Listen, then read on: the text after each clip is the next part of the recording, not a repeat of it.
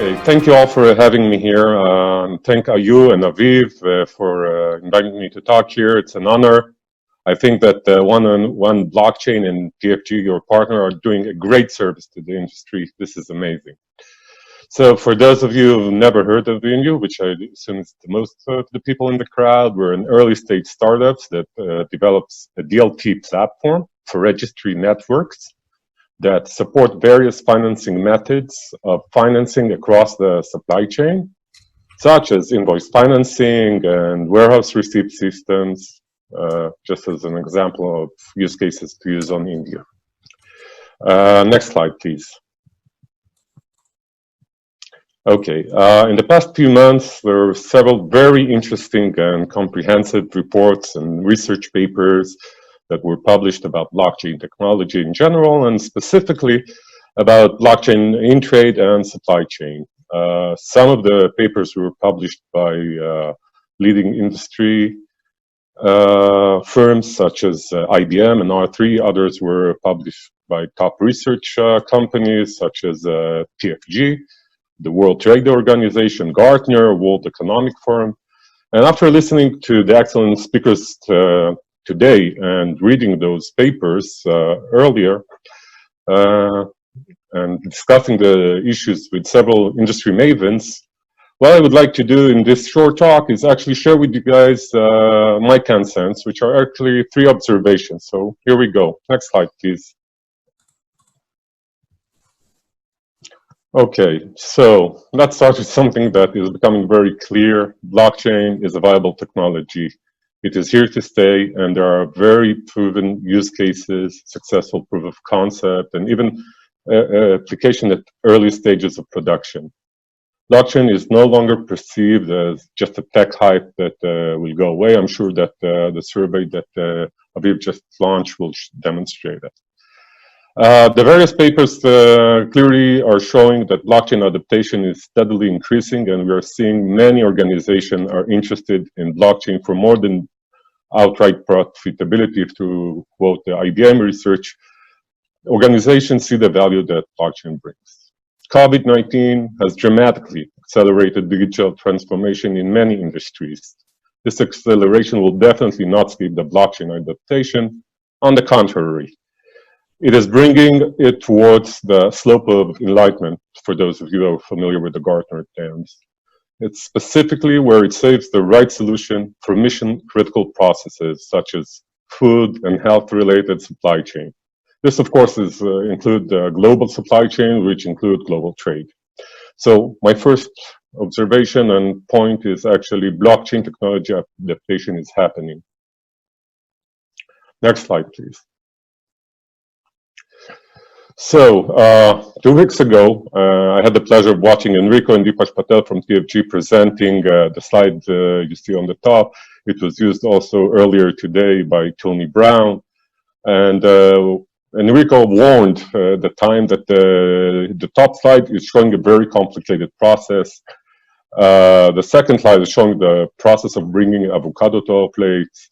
Like Alexander Malket from Opus Advisory earlier said, there are over 500 data points in a single transaction. We're talking about a very complicated process, and it's a very surprising, well, I guess not, that in 2020, many trade finance processes are still operating in the same way that it has been for decades.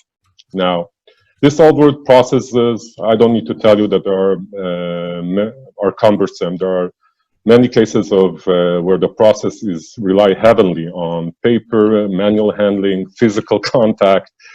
There are many issues of lack of trust, which cause a lot of frictions in the process and risk vulnerability to fraud and loss of goods. Now, we are still in the shaping new norm of living alongside COVID-19, which is pushing everyone to physical distancing and requires working remotely and digitizing process.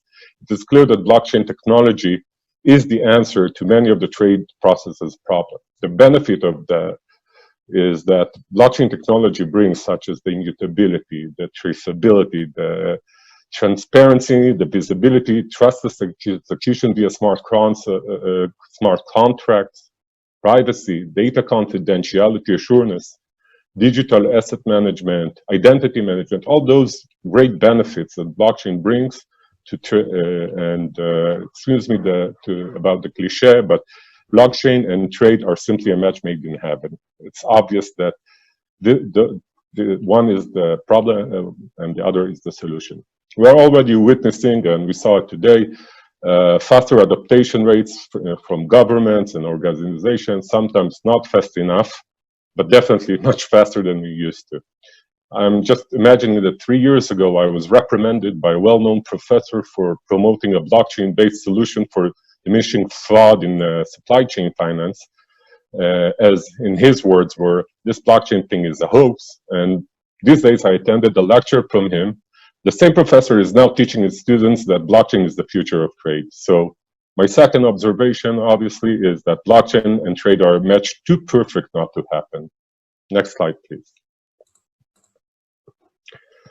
Okay, so after discussing the second and third point, I think the third one is going to be pretty straightforward and has been raised here in previous talks here today. As trade involves endless friction points, many sub-processes, multiple actors, conflicting governments, compliance issues, various local and global regulations, and it's very different to import metal from Asia. It's different from importing medicines from Europe or coffee from Africa.